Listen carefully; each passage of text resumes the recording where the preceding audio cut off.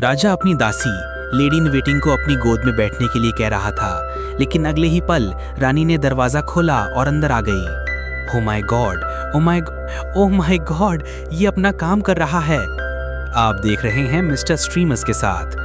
उसने उसका love affair देख लिया। वो अपने पति से एक और धोखा बर्दाश्त नहीं कर सकती और टूटने की कगार पर है। हेनरी ने फौरन उसे गले लगाया और शांत होने को कहा, ये कहते हुए कि कम से कम अपने पेट में पल रहे बच्चे के बारे में सोचे। लेकिन सदमा इतना बड़ा था कि एन ने अपना बच्चा एक बार फिर खो दिया। चाहे वो कितना भी ना चाहे, वो बच्चे को बचा नहीं सकी। हेनरी इस खबर से आग बबूला हो गया और अपने बेटे को खोने का इल्जाम उस पर लगा दिया। खोने का दर्द उसके लिए बयां करने से भी ज्यादा था, इसलिए उसने कुछ वक्त के लिए उससे दोबारा ना मिलने का फैसला किया। मैं तुम्हें उस औरत जीन सीमोर के साथ देखकर परेशान थी, क्योंकि जो प्यार मैं तुमसे करती हूँ वो इतना ज्यादा है, इसने मेरा दिल तोड़ दिया। इन शब्दों ने हेनरी को और भी गुस्सा दिला दिया। वो एन को सच बोलने के लिए माफ नहीं कर सका। डॉक्टर की जांच में पता चला कि भ्रूण में लड़के के गुण थे, लेकिन उसमें डिफॉर्मिटीज के भी निशान थे। इस नज़र से देखा जाए तो मिसकैरेज सबसे बुरा नतीजा नहीं था। लगातार मिसकैरेजेस से हेनरी को उन अफवाहों पर यकीन होने लगा कि एन ने जादू टोने से उससे ये शादी करवाई है और भगवान ने उन्हें वारिस देने से मना कर दिया है। इस वजह से हेनरी एक बार फिर अपनी पत्नी को ताल्लुक देना चाहता था। ऐसे में हेनरी के मंत्री क्रॉमवेल ने अपना कमरा जेन सीमोर को दे दिया, क्योंकि क्रॉमवेल का कमरा हेनरी के कमरे के बगल में था। राजा उससे कभी भी मिलने जा सकता था और हेनरी ने उसकी बात मानी। उसने जेन सीमोर को एक नेकलेस गिफ्ट किया जिस पर उसकी खुद की तस्वीर बनी हुई थी। फिर जेन सीमोर वो नेकलेस पहनकर एन के पास आई। ये क्या है, मुझे देखने दो। एन इस जाने पहचाने फ्लर्ट से इतना गुस्सा हुई कि उसने जेन के गले से नेकलेस खींचकर तोड़ दिया। फिर वो क्रॉमवेल के पास गई और पूछा कि वो उसके मामले में क्यों पड़ रहा है। तुम अपनी हद पार कर रहे हो मिस्टर क्रॉमवेल, मेरा यकीन करो, तुमने खुद को बहुत बड़े खतरे में डाल लिया है। जो एन समझ नहीं पा रही थी वो ये कि असली खतरे में तो वो खुद थी, क्योंकि उसके दुश्मन बहुत थे।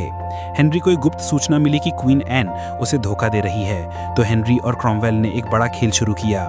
सबसे पहले उसने जेन सीमोर को महल से बाहर भेज दिया, अच्छी खबर का इंतजार करने के लिए। ये ज़्यादा दिन नहीं चलेगा और उसके बाद हम अपनी दिल की ख्वाहिशें पूरी कर सकते हैं। फिर क्रॉमवेल ने एन के खिलाफ सबूत ढूंढना शुरू किया। उसने रानी की दासियों और उन आदमियों को बुलवाया जो अक्सर रानी के कमरों में आते जाते थे। अगर क्रॉमवेल को अपने मन का जवाब नहीं मिलता तो वो उन्हें तब तक टॉर्चर करता जब तक उसे वो जवाब ना मिल जाए जो वो चाहता था, और एक दासी के जवाब ने उन्हें खुश कर देने वाला सरप्राइज दिया। एक औरत को एहसास होता है कि उसका पति उसमें दिलचस्पी नहीं रखता, क्योंकि उसकी दिलचस्पी सिर्फ मर्दों में है। वो अपने पति की बहन क्वीन एन को एक गे वाइफ होने का दर्द बताना चाहती है, लेकिन एन ने उसकी बात पर विश्वास नहीं किया। वो मुझे अपनी असली पत्नी नहीं मानता जैसे राजा आपको मानते हैं। अपनी भाभी की इस बात ने एन को गुस्सा दिला दिया, और जब उसकी भाभी से पूछताछ की गई तो उसने बदला ले लिया। तुम्हें लगता है कि तुम्हारे पति ने रानी के साथ गलत यानी व्यभिचार किया है? जल्द ही एन के भाई जॉर्ज को गिरफ्तार करके जेल में डाल दिया गया, लेकिन क्रॉमवेल ने चाहे कुछ भी पूछ लिया हो, जॉर्ज ने झूठे आरोपों को नहीं कबूला। मार्क की तरह जो रानी के कमरे में अक्सर आता जाता था, उसके और एन के बीच में कुछ भी नहीं था। आखिरकार वो भाई बहन थे। जॉर्ज कहता है कि ये सब बोलेन परिवार को बर्बाद करने की साजिश है, लेकिन जॉर्ज की कहानी सच भी हो तो इससे कोई फर्क नहीं पड़ता। क्रॉमवेल ने तो एक जासूस तक को ढूंढ निकाला था जिसे एन के पास प्लान किया गया था, ताकि उसके अडल्टरी के आरोप को साबित किया जा सके। उसने रानी के साथ नाजायज संबंध होने की बात कबूल कर ली, और उसके इस बेझिझक इकरार से क्रॉमवेल भी हैरान रह गया। जब उसके आसपास के लोगों को एक एक करके ले जाया जाने लगा तो एन अजीब सी बेचैनी महसूस करने लगी। वो प्रिंसेस एलिजाबेथ को हेनरी के पास अपनी जिंदगी की भीख मांगने ले गई, ये जाने बिना कि हेनरी पहले से ही उससे नफरत करने लगा था। वो जानता था कि एन उससे झूठ बोलती आ रही है और उसके पिता और भाई ने ये सब अरेंज किया था, लेकिन उसने ये सब इसलिए किया क्योंकि एन के लिए उसका जुनून खत्म हो चुका था और वो उसे बेटा ना दे पाने का दोषी मानता था। एक और मौका, बस एक और। मैजेस्टी, 2 मई 1536 को एन को अडल्ट्री के लिए गिरफ्तार कर कैद में डाल दिया गया। क्वीन एन, जो कल पर कितनी शक्तिशाली थी, ये विश्वास नहीं कर पा रही थी कि वो क्या देख रही है। जब उसे टावर ऑफ लंदन ले जाया गया तब जाकर उसके पैरों ने जवाब दे दिया, लेकिन वो इतनी मजबूत थी कि उठकर उस टावर ऑफ लंदन के अंदर कदम रखा जहां उसे कैद किया जाना था। अपने बच्चों की जिंदगी की परवाह करने के बजाय उसने हर चीज के लिए एन को ही दोषी ठहराया। जॉर्ज को जल्दी ही गुलिटेन पर भेज दिया गया। एन खिड़की के सामने लेटी हुई अपने भाई की दर्दनाक मौत देख रही थी और फूट फूट कर रो रही थी। और अगले दिन एन ने अपने ट्रायल का इंतजार किया। उसे दोषी ठहराया गया और सर कलम करके मौत की सजा सुनाई गई। हेनरी ने इस काम के लिए फ्रांस से एक मशहूर जल्लाद बुलवाया। मुझे कब मरना है? 9 बजे रानी ने अपने पीले गालों पर लाली लगाई। ये मौत का सामना करने की ऐन की रस्म थी। वो आखिरी पल तक अपनी शान और गरिमा को बचाना चाहती थी। मौत के लिए तैयार होने के बजाय उसे बार बार अपनी सज़ा के टलने का इंतज़ार करना पड़ा। वो आदमी जिसे वो कभी प्यार करती थी और अब नफरत उसे आखिर तक तड़पाने वाला था। मैं मौत के सिवा कुछ नहीं चाहती। मैं मरने के लिए तैयार थी। मैं तैयार थी। मुझे डर है कि और देरी मेरे इरादे को कमज़ोर कर देगी। हेनरी ने सज़ा को 9 से 12 और फिर अगले दिन के लिए टाल दिया ताकि वो मौत के इंतज़ार में तड़पती रहे।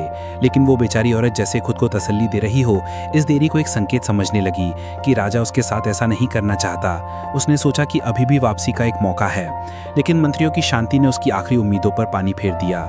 हेनरी क्रॉमवेल के साथ मिलकर एन बोलेन पर वफाई का इल्ज़ाम लगाता रहा। उसे इस व्यभिचार से इसलिए भी नफरत थी क्योंकि वो उसे एक बेटा नहीं दे पाई थी। हेनरी ने खिड़की से बाहर झील में तैरते हुए हंसों को देखा। वो सफ़ेद, शानदार और सुंदर थे, जो ज़िंदगी भर एक ही साथी के साथ रहते हैं और वफादारी का प्रतीक हैं। लेकिन हेनरी ने उन हंसों का केक बनाने का आदेश दे दिया। जिन खूबसूरत चीज़ों को वो हासिल करता है वो उन्हें बर्बाद भी कर देता है। वो उसे चाहने से नफरत करने और फिर नज़रअंदाज करने तक पहुँच गया। बहुत तड़पाने के बाद हेनरी ने आखिरकार उसे जाने देने का फैसला किया। मैडम, वक्त आ गया है, आपको तैयार होना होगा। मंत्री ने एन को एक पर्स दिया जिसमें 20 पाउंड थे। ये जल्लाद की फीस चुकाने के लिए थे। और फिर एन टावर ऑफ लंदन से बाहर निकलकर गुलेटीन की तरफ चल पड़ी।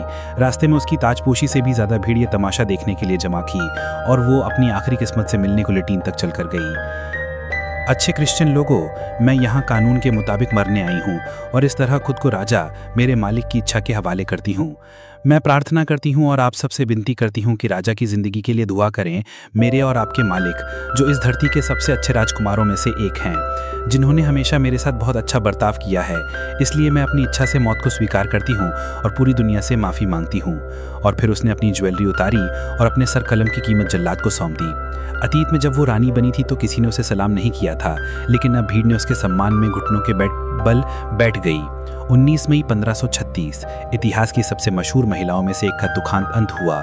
सबूत न होने के बावजूद एन बोलेन को बिना किसी जुर्म के 18 अलग अलग आरोपों, जिनमें अडल्ट्री और देशद्रोह शामिल थे, के लिए सर कलम करके मार दिया गया।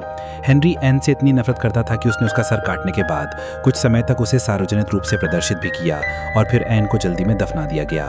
उसकी मौत के अगले दिन ही हेनरी ने जेन सीमोर से सगाई कर ली और 10 दिन बाद उससे शादी कर ली। जेन सीमोर हेनरी की तीसरी क्वीन बनी। एलिजाबेथ, जो तब 2 साल 8 महीने की थी, उसे महल से बाहर निकाल दिया गया जब हेनरी 8 की एन बोलेन से शादी को रद्द कर दिया गया और वो एक नाजायज़ बच्ची बन गई। एन बोलेन की जिंदगी एक दुखांत कहानी है। हेनरी ने 8 साल तक उसे पाने की कोशिश की और अंत में बेटा ना पैदा कर पाने के लिए उसे गुलेटीन पर चढ़ा दिया।